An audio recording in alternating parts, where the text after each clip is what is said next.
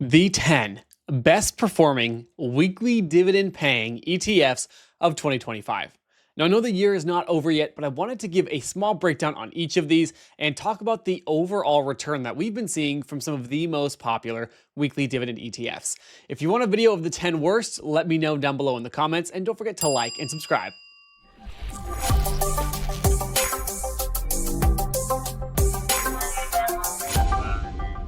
We of course have to start off with some honorable mentions, and I'll explain the criteria behind all the research. Starting off, we have BLOX, which is ticker BLOX, the Nicholas Crypto Income ETF. It's a combination of Bitcoin, Ethereum, and crypto companies, which has been doing really well. It did fall off recently, and I'm going to showcase why it is actually in our number 11 spot. And then we have QDTE actually tied for our number 11 spot. This one is the Roundhill Innovation 0DTE Covered Call Strategy ETF. It's on the NASDAQ 100, and it is one of the older weekly pairs. When we slide down, we can see exactly what happened with these companies. First, starting off with BLOX, it had a phenomenal couple-month period where it was up 58%. It unfortunately then tanked with the fall of Bitcoin and is now sitting at being positive 16.67%, which is still very phenomenal. QDTE is up the same amount, 16.67%, but it's been trading for the full year. So a little bit of a lackluster performance for one that's been trading for longer, but more consistent. And I would say this one's a pretty good example of not having crazy NAV erosion. Now, the criteria for these is a little bit tricky because if you don't know, YieldMax recently converted all of their ETFs to weekly payers.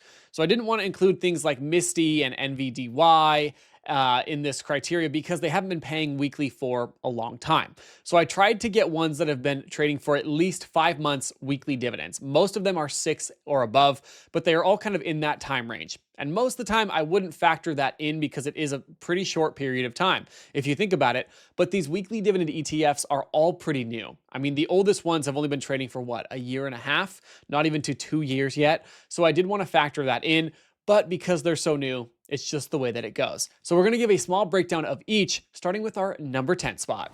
Starting off with a YieldMax ETF, and funny enough, this is not one of the more popular ones. We have ticker GPTY. This is the AI and Tech Portfolio Option Income ETF. And I'm not going to dive too deep into each of these companies. I want to give just kind of a basic understanding for those who may not be familiar with them. And GPTY is part of their kind of sector-based ETF. So it's not just a single stock ETF, which YieldMax is kind of known for. It has a 36% distribution rate, which is pretty solid, and it basically invests in 15 to 30 publicly traded AI companies. A lot of these are going to hold the same companies over and over again, being NVIDIA, maybe Microsoft, and GPTY is not exempt to that by any means, but it does pay weekly, and we can see right here, Palantir, NVIDIA, Intel, Broadcom, Apple, Tesla, Microsoft, and so on and so forth. And that is the main booster behind why this thing has been doing so well. A lot of the underlyings have been performing extremely well. GPTY was one of my favorite of the YieldMax ETFs, and I do like their sector-based groupings of stocks instead of the single stock because you have a little bit more diversity with them. So this is our number 10 spot. Let's see how it's performed. A lot of investors are not happy with YieldMax, and I cannot blame them. We've seen reverse splits, we've seen crazy NAV erosion, and GPTY is kind of an exception to that. We've actually seen the price do relatively well, not good by any means, but it stayed stable. At one point, about a month ago, it was actually only down 1% in price while being up 28.6% in total return, which is phenomenal. But then we had a bit of a sell-off, and now the total return is at 18.44% compared to the 25-30% it was at in October, late October. So all in all, as far as YieldMax goes, this is one of their better performers, but it's not their best. That one is yet to come. Clenching the number 9 spot is yet another YieldMax weekly payer. We have YMAG, the YieldMax Magnificent 7 Fund of Option Income ETF, which, by the way, has been doing really well. And this is kind of a sleeper one. I will say, not a lot of people talk about this one. Everyone seemed to prefer YMAX, but YMAG has been outperforming it for quite some time. We can see the Magnificent 7 companies, which if you don't know them, it's Apple, Amazon, Google, Meta, Microsoft, NVIDIA, and Tesla. And these 7 have been all performing pretty well. They're really pushing the market, especially in NVIDIA, which is very AI heavy. Now, again, this is why I like these ETFs, GPTY, YMAG, over their single stock ETFs, because you have a little bit more diversification. In this case, it's only 7 holdings, but still it performs a lot better than most of their single stock ETFs. Now, there's not too much to dive into with this one. Dividend yield, they have it at 44%, but we need to double check this and see if it's giving out dividends, if we're eroding the NAV. Let's take a look. Looking at the chart using Seeking Alpha, we can see there may be a NAV erosion problem with this one as well. The real problem I have with a lot of these is whenever there's a dip, they take forever to recover. And I really mean forever, because we had YMAG sitting at a pretty good return. It was up 5% price return wise. It's fallen down at the worst. It was down 31%. And to this day, it's still down 24.42%. So when these things fall, they just keep falling, which is why a lot of people are not big fans of YieldMax. Now, the total return is a different story. Quite a disparity between the performance because the dividends are pretty large. So currently we're sitting at a total return of 20.83%, which definitely overshadows YMAX and a lot of their other ETFs, including some of the ones that have taken quite a hit this year. So YMAG, I was not surprised to see it on this list. I was kind of surprised that a 20% return, almost 21%, is still our number 9th spot. So if you're already kind of amazed that some of these are doing this well, just hold on, it's going to get better from here. Now we have our first Roundhill ETF, definitely not our last, but we have MAGY, which if you didn't notice is very similar to YMAG. This is the Magnificent 7 covered call ETF, and I will explain the difference between the two. So Roundhill has a number of growth ETFs as well. YieldMax does not. They are specifically income. They're yield focused, whereas Roundhill has kind of a mixed bag. They have quite a few growth ETFs. Now, what they did was they took their MAGS ETF, which is their MAG 7 growth ETF, and they put it into a covered call format where they write calls on it, and boom, you have MAGY, which is an income producing MAG 7 ETF. Kind of similar, and to be honest, a pretty phenomenal idea in my opinion. This one, it pays out weekly, as do all the ones on this list, and there's not much more to talk about. It's pretty similar to YMAG, except YMAG is writing those options. It's a grouping of all the other individual ETFs from YieldMax, if that makes sense. So YMAG is a grouping of their Google ETF, their Meta ETF, their NVIDIA, their Tesla, whereas MAGY is just one single growth ETF that they're writing options on. So I wasn't sure how this would perform long-term, if it would outperform YMAG. And for a long time, YMAG was actually outperforming, but recently MAGY did take over. It's got a 35% distribution rate. So let's see if this one has any NAV erosion. This one is a little bit of an older ETF. It started trading in April of this year, giving it a little more time to mature, but we can see the price return has kind of been all over the place. For the most part, it was pretty positive. It was up 10.5% at one point and has been trailing off since then, with the crazy dip dropping recently, but it's still in the green at 3%. This thing is a no NAV erosion ETF. The total return continues to move onward and upward, which is very, very impressive. Despite these dips, we are seeing it hit a high of almost 30%. It has sold off a little bit, but we have bounced back to now being positive 25.22%, which is why this is what, our number 7 spot? I believe so. So MAGY, pretty impressive performance. This one, I believe, does pay Monday as well, which a lot of these don't pay Monday when it comes to the weekly. So that was a good addition by Roundhill to have this one paying out on Mondays. And so people do like this one. It definitely is not talked about nearly as much as a lot of the others, but it's been a consistent payer. If you want the best weekly dividend ETF tracker, I had one created for the channel that specializes in weekly dividends. The link is down below in the video description. It is on sale currently, so I hope if you guys are interested, you check it out. Our second ETF from Roundhill, this is their weekly pay ETF. Now, you heard me right, it's a weekly pay ETF, but that is a subsection of weekly paying dividend ETFs. And the reason they're separate is these are utilizing leverage. They are a 1.2x performer. Meaning, for this one, it's on NVIDIA, NVDW. Whatever NVIDIA does, it's going to do 1.2 times that return. And what they do is they simply give you that extra with the leverage as a dividend. So it's not a true dividend. They're really just paying you back money that the fund has made, but in a different sense to what dividends are. I don't know if you'd even consider this a true dividend. It all depends, but we call them dividends or distributions either way. It has a 43% distribution rate, and I'm going to spoil this right now. a lot of the best performing weekly ETFs are on NVIDIA, simply because it's had a really, really great year. Will that continue in 2026? Who knows? But I am not surprised that a lot of these ones are based on the NVIDIA stock because, I mean, if you've been watching it at all or watching semiconductors, watching AI, it's been a very solid year. Let's see exactly how NVDW has been performing. I wasn't sure how these weekly pay ETFs would do initially, and people were really worried because of the leverage component, but they've been doing pretty well for the most part. Some have been absolute duds like MSTW, their MSTR fund. But we can see if we go to year to date, this thing started trading in February of 2025. So it is one of the longer trading histories of the top performers. And what we can see here is our price return in orange and our total return in blue. Total return is above price return, of course, because it is paying dividends. Now, as far as NAV erosion goes with these, they don't really have it. I mean, you really are depending on the performance of the underlying for the fund to do well. But we have seen the price return dip pretty hard over the last couple of weeks, unfortunately. Price return is down 17%, and our total return is at 27%. But at one point, it was up almost to 53% total. So this one has clenched what? Our number 6 spot, simply because of the more recent price drop. And it didn't hold up as well as some of the other NVIDIA funds, which I was really surprised to see. So hopefully you're not tired of NVIDIA funds yet, because let's take a look at the next one. I was wrong. This is our number 6th fund. NVDW was 7, so we're back to 6. We can see it's got a distribution rate of 101.9%. And what this tells me is it's going to probably have a lot more NAV erosion, but that might not be too much of an impact depending on our total return. And because it is doing better than the other funds, it's got to be doing at least pretty well.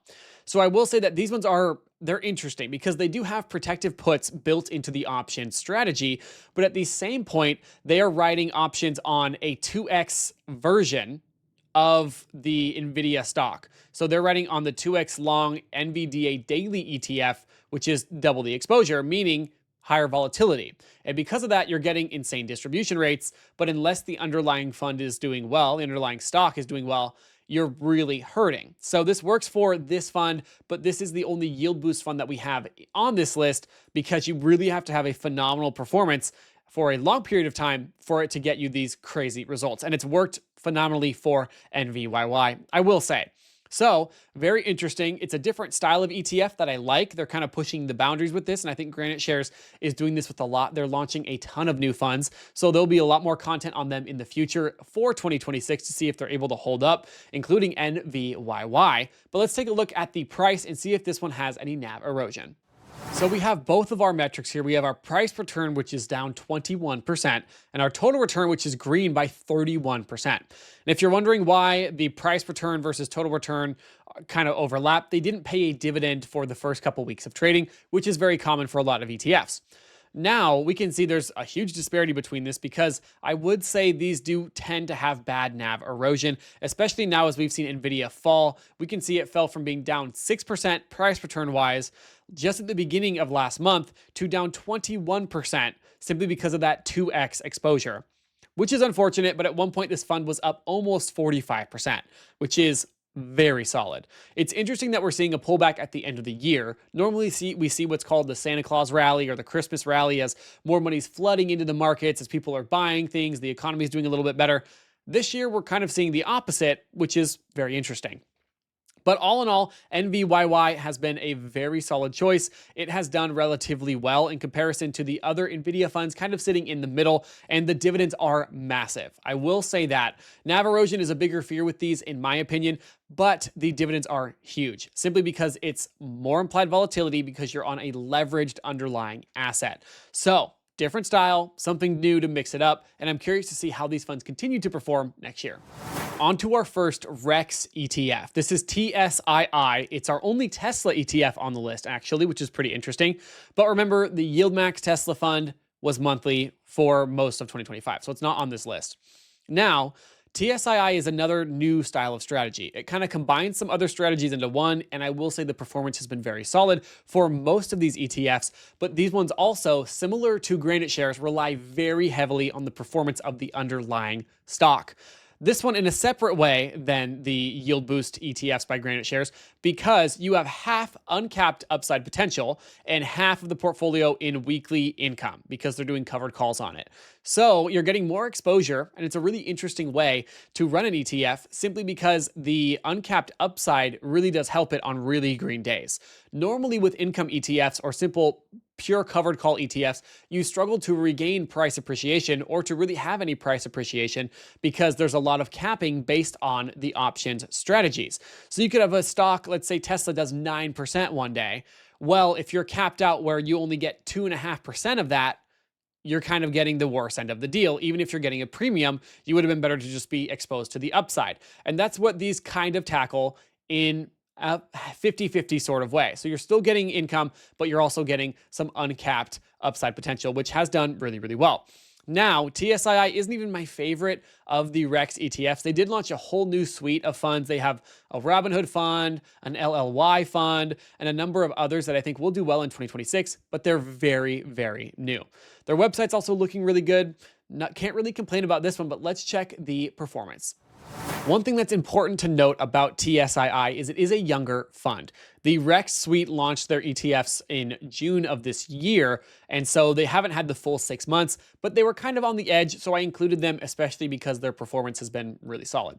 We can see price return wise, it's up 7%. So price return, it's interesting, has been underperforming total return, but they're having it look weird on the chart. I'm not sure why that is, but all in all, total return is always going to be better when you have a fund that pays dividends. So we can see right now, price return wise, it's up still 7%, and total return, it's up 37%, which is why it has clenched the 5th spot. It's the 5th best performing weekly dividend ETF in 2025. With my metrics, of course. At one point, the price return was up 25%, and the total return was up 50% because Tesla absolutely rocketed up, but has sold off a little bit recently. So this one definitely earned this spot. It is one of the better performing Tesla funds as well. And I don't own it yet, but I definitely will at some point, potentially even for 2026, because I might be buying every single weekly paying dividend ETF to track their progress. If you want me to do that, let me know in the comments, and let's check out our number 4 selection. Our second REX fund, which I know you might be thinking, oh, they only have 2 on the list, but they only had 4 weekly payers that I even considered. And I will say that these 2 have done well. The other 2 on Coinbase and MSTR have done terribly. It's not REX's fault, it's the underlyings. What a year we've had for Coinbase, and what a terrible year we've had for MSTR. So the same kind of strategy, high distribution rate, absolutely very solid, half uncapped potential upside and half weekly income strategy via covered calls. So you're getting a balance of growth and income, which is what is fixing the NAV erosion problem for a lot of investors. Because one thing we don't like, I mean, at least for me, I don't like my original investment to erode over time. I don't need it to grow. I don't need it to go up 10% every single year. If I can get a 20 to 30% dividend, I don't need it to move at all. What I can't have is I can't have it going down 10% and getting 20% in distributions. It's just not how I like to invest because it's a lot more active. I have to watch it closely. And so REX has kind of fixed these in regard to that. And they're also different because they're not solely a covered call ETF. It doesn't only rely on the strategists who are writing the options. When it comes to YieldMax, they have to be on point all the time because the performance of the fund is based off of their strategists writing the options. For these funds, they can write the best options imaginable. If the underlying stock continues to fall, there's nothing they can do about it. It's just because we chose the worst stock or the worst ETF with the bad underlying. So I do think that helps them a lot, and it does make these funds kind of easier to digest. Maybe you take a risk with some of them. It all depends on your investment strategy. But let's take a look at NVII and see the total return. This is our final NVIDIA fund, but a lot of the other ones also still hold NVIDIA. But we can see price return wise, it's up 14.45%, which is not great because at one point it was up 36%, but the sell-off is kind of hurting everybody. Total return, we are up 42.36%. At one point, the highs, it was up 61.5%. So yeah, guys, we might be in a little bit of an AI bubble. Now, what I will say with these funds as well, I mean, it's just been a wild ride to watch them. I think it's really cool. I think the strategy is very unique, and I'm loving that we're pushing more towards weekly dividends and these different strategies on how to make different returns.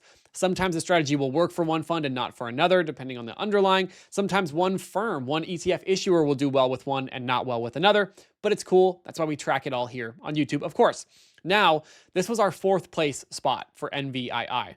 Let's see exactly if you can guess the 3 top performers, or at least get one of the 3. So before we get into the next segment on our top 3, let me know, what do you think the top 3 best weekly performing dividend ETFs are. You have an easier guess now because I've eliminated all the ones I've spoken about so far. Let me know in the comments and let's get into it. Did you get it? Number 3, we have PLTW. This one had a phenomenal year simply because PLTR launched this year. It was one of the best performing stocks this year that I watched, and wow, it just blew me out of the water. I was really surprised. And what's cool about this one is we'll see if there's any NAV erosion, which doesn't really make sense when it comes to these weekly pay ETFs, but I want to showcase the price appreciation of this one as well as the just performance, because these do hold roughly 20% of the underlying, which helps quite a bit. Now, there's not much else to talk about. I mean, it's another weekly pay ETF. Palantir's been amazing, 45% distribution rate. Let's throw it on the chart and see how it's done. This one did not surprise me at all. I'll say that you guys probably weren't surprised by it either, as PLTR has just been nuts. I mean, look at this point where it was up 76%. Now, price return wise, it is down a little bit. We actually have seen a 30% swing where it was up 15%, but PLTR has dropped steadily, which again is not NAV erosion. I want to specify that it's not NAV erosion, especially with these, because they're not paying. I mean, I guess they could pay more in distributions and cut into the NAV, which they really shouldn't do, and I hope that they don't. But NAV erosion comes from them paying too much out when it comes to the options, and it hurts just our overall initial investment.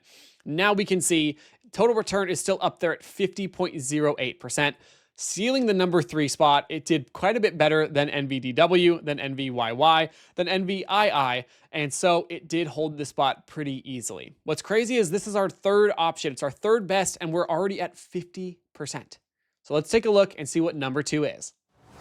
Listen, I've given my fair share of critical feedback to YieldMax. I've spoken with their investment officer. I've spoken with them on the channel for interviews, and no matter what they do with some of their decisions and whatnot, some of their funds perform well.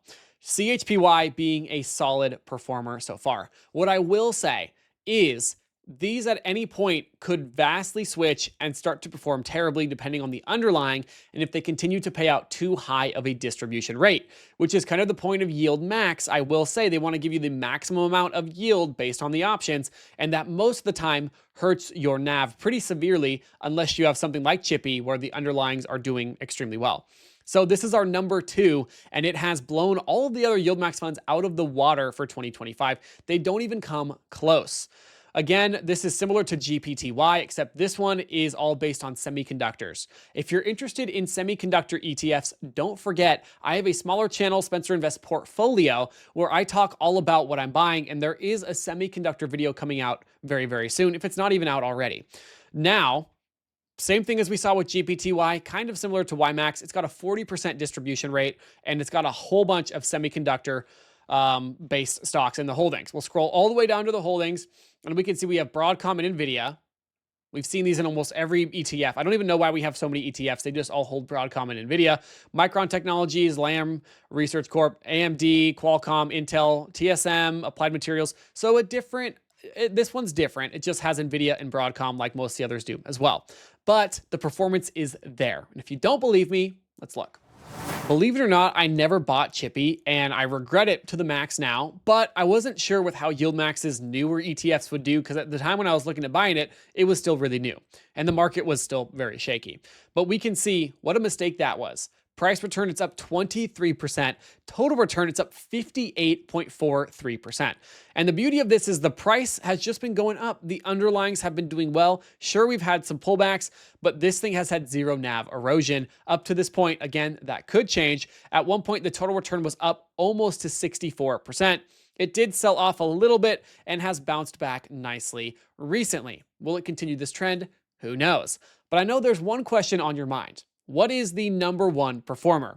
We've seen PLTW be up over 50%. We now see CHPY be up 58.5%. So how good is our top performer? Well, I will say it's one that I was debating not even adding because it is newer, but it is a Roundhill ETF. And if you couldn't get it based off those hints, let's check it out. Yep, it is HOOW, or the Robinhood Weekly Pay ETF by Roundhill. Now, again, I want to specify all these ETFs, these single stock ones, they rely heavily on the performance of the underlying, but HOOD has just been cooking lately. Distribution rate of 45.55%. You guys likely know the details of this one. Weekly paying 120% of Robinhood Market's weekly performance, and it's going to give you potential for single stock leverage and weekly income, but we want to see this chart and see our total performance. It's just amazing. Roundhill's HOOD ETF is up price-wise only 7%, but total return-wise, it's up 63.78%, the best performing weekly paying dividend ETF. At one point, it was up 116%. That is absolutely phenomenal. It has sold off recently. Will this continue? I don't know, but I do know that I bet you enjoyed this video. If you did, guys, don't forget to like and subscribe. Let me know if you want to see the worst 10 weekly ETFs in a video coming soon.